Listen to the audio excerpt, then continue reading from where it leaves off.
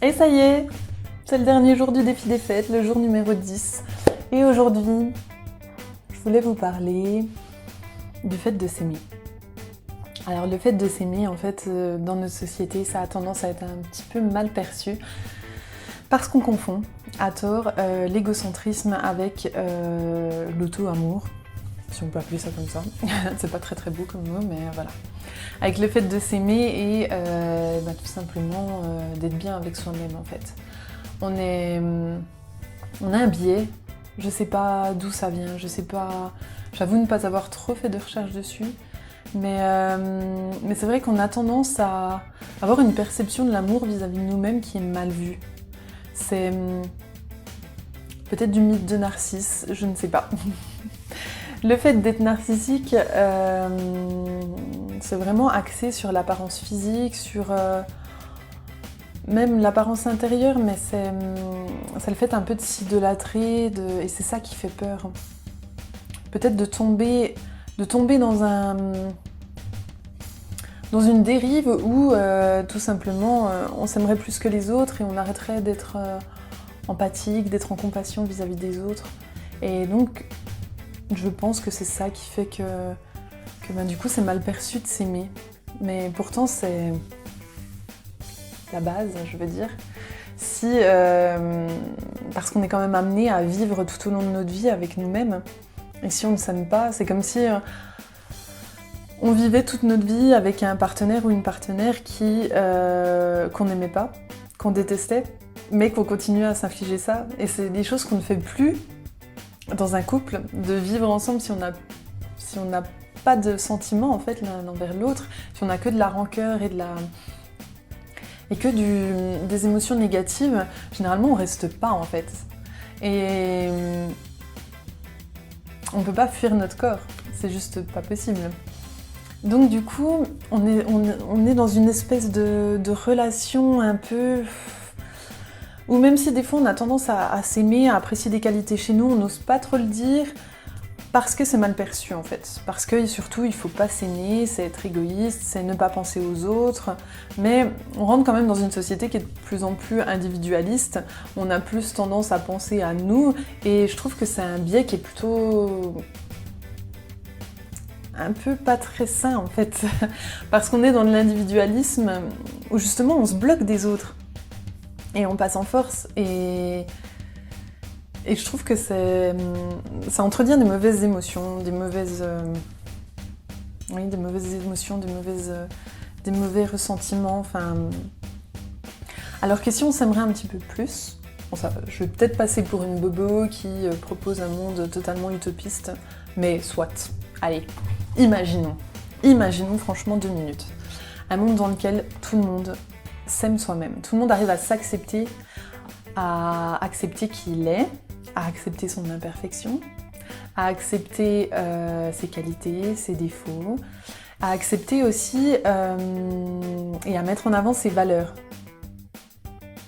Est-ce que dans ce monde-là, vous ne seriez pas un petit peu plus, je sais pas, proche de vous-même, un petit peu plus authentique, un petit peu plus libéré du regard des autres ?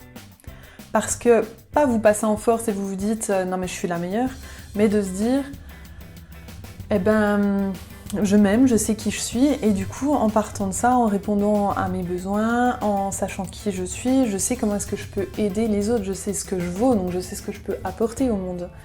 Et du coup, est-ce que ça peut pas aider à contribuer à un monde meilleur ou en tout cas à être plus heureux dans sa vie sans être forcément individualiste ?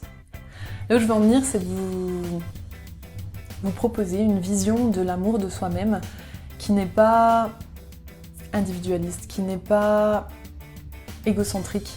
Vraiment un amour de soi qui est pur, qui est sain et qui va permettre après de pouvoir contribuer, de pouvoir apporter nos valeurs à la société et pouvoir faire participer les autres, pouvoir contribuer à apporter aux autres des choses qui sont importantes pour eux et être dans le partage. Et ça, pour moi, c'est essentiel en fait. En partant de soi, en s'aimant, en aimant son corps, en aimant qui on arrive vers un soi plus authentique, on arrive vers une part de soi qui est vraie. Et on n'a plus peur en fait de choquer les autres parce qu'on sait que c'est en accord avec nous-mêmes. Après, ça c'est vraiment un monde idéalisé parce que de toute façon, nous ne sommes pas linéaires, hein. On a des variations d'émotions, et c'est ça qui fait la vie à mon sens. Et c'est ça qui fait que, personnellement, je kiffe la vie, c'est que on a constamment des challenges, on a constamment des occasions d'apprendre sur nous, mais de jouer le jeu et de se dire, ok, ce corps-là, cette éducation qui a forgé ma personnalité, la société aussi, enfin, de pouvoir jouer avec ça et de se dire, voilà, c'est ce qui m'a été donné, et maintenant, eh ben, j'essaye de partir à la rencontre de moi-même, pour pouvoir m'aimer un petit peu plus chaque jour, comme si j'entretenais une relation avec moi-même en fait. C'est comme si moi je perçois ma relation à moi-même, ça fait schizophrène, mais je perçois ma relation à moi-même comme si c'était un couple en fait. Comme si mon mental et puis tout mon système limbique, mon système émotionnel et puis un peu plus mon intuition, tout ça, comme si on faisait équipe en fait, comme si on était, oui, une famille. On est une famille dans ma tête. Et on essaye de se... Voilà, il y a des moments où on est en conflit, mais il y a des moments aussi où on se soutient, il y a des moments où on s'aime, il y a toujours cet amour, cette bienveillance au fond, même si des fois il y a des conflits internes. Je veux dire, il y a toujours une réconciliation, parce que bah, c'est comme ça, on fait partie du même ensemble, on est tous dans le même corps. Si ça vous parle pas les différentes parties, je vais expliquer rapidement. Il y a le mental qui est un petit peu notre cerveau archaïque en fait, qui lui va avoir tendance à être beaucoup dans la protection, à beaucoup analyser le danger, parce que c'est ce cerveau-là qui nous a permis de survivre au fil des siècles. Et c'est cet instinct un peu de survie, ce cerveau qui nous a permis de survivre, tout simplement. Donc c'est celui qui est un petit peu axé plus sur la peur comme émotion et qui veut nous préserver, nous protéger. Ensuite, on a une partie de nous qui est le système limbique, qui est le siège des émotions. Et puis, on a le cortex préfrontal, qui est la partie la plus jeune de notre cerveau, la dernière qui a été développée et qui va nous permettre de un peu de dépasser cette peur. C'est cette partie de notre cerveau qui va nous donner envie d'essayer de nouvelles expériences, de nous lancer dans l'aventure, qui nous donne envie de croquer la vie à pleines dents et de tenter des choses qu'on n'a jamais fait. Donc on a aussi notre corps et puis on a aussi notre intuition. Et certaines personnes pensent qu'il est relié à une part divine de nous en fait, donc c'est un petit peu plus spirituel. Voilà. Mais voilà, tout ça pour dire que ça vous explique un petit peu quand je parle de on est une famille et qu'on est plusieurs à cohabiter en moi. C'est vraiment ces différentes parts-là de moi que j'ai appris à identifier au fil de mes recherches et de mes découvertes dans le domaine du développement personnel.